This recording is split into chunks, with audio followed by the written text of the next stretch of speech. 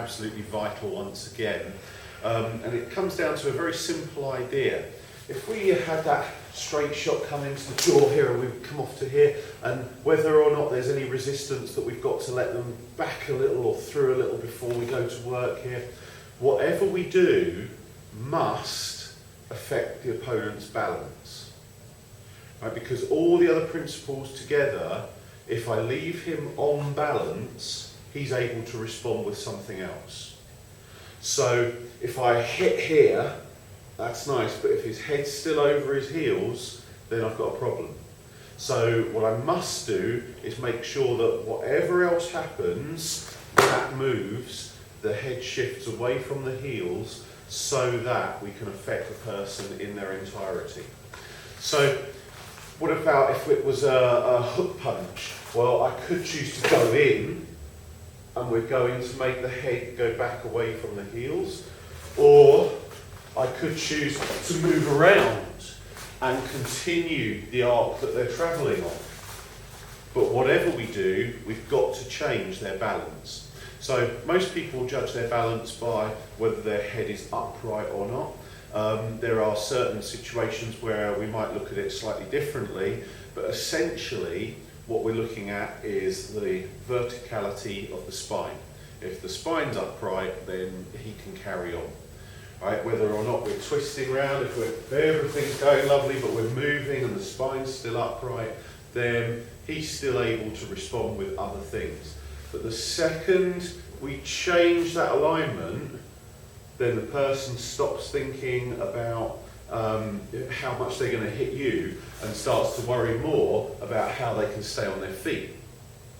Now, certain players are very good at rolling to the floor and continuing to fight from there, but we wouldn't want to choose to go down there. It's very nice in the dojo where everything's matted and safe, or you're used to falling and we've got plenty of space around us. But of course outside there's tables and chairs and broken glass and all the other stuff, so that we don't want to be rolling around on the floor. Unless we choose to, or it's safe, or all the other things you can think of. Now, whether we change his balance with a grapple or whether we change it with a shot, that's going to change with each situation, with each technique that we look at. But the key for our kata bunkai is that whatever technique we're doing, it must not leave the opponent on balance. So, looking very, very simply at how we're going to change their balance. We've already mentioned the alignment of the spine. I could either try and grab hold of his spine and move it, but mostly what we want to do is use the levers and hinges of the body to change the alignment for us. So starting at the extreme, right out there on the fingers, if we manage to get hold of this, or just to prove the point, we can change the alignment of the spine with what we do with the finger. Right? Next up, of course, would be the wrist, and we can change the alignment of the spine with what we do with the wrist. Next up, of course, is the elbow, and we can change the alignment of the spine with what we do with the elbow.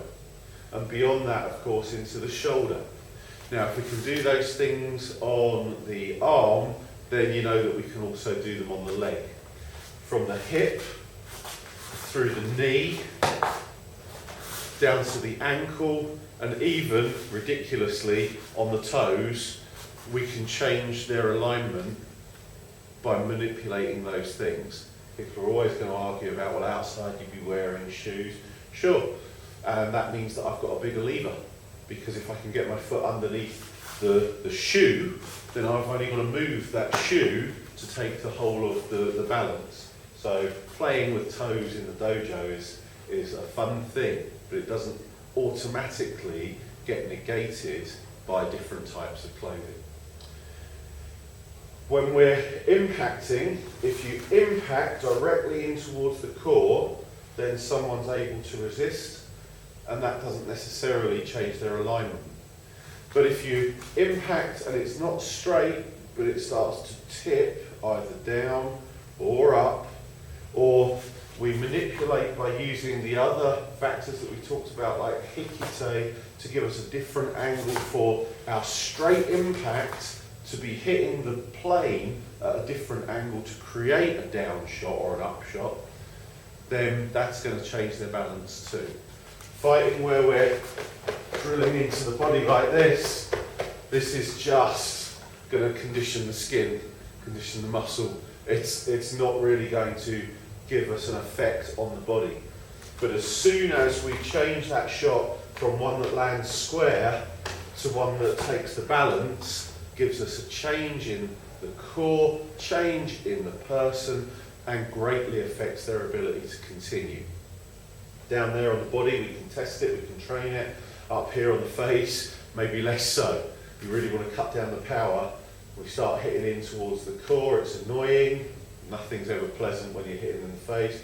As soon as we turn it, clench the jaw, into a down shot, just a little one like that, it's going to give us a completely different angle and direction to enable that taking of the balance with even a little shot like that. So, principle this week, what's that got to do with kata bunkai?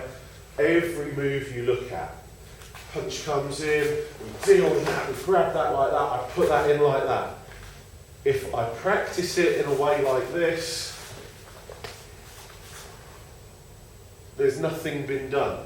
There is no change in his balance. Therefore, one of our keys is that that is now no longer a good enough performance of the application.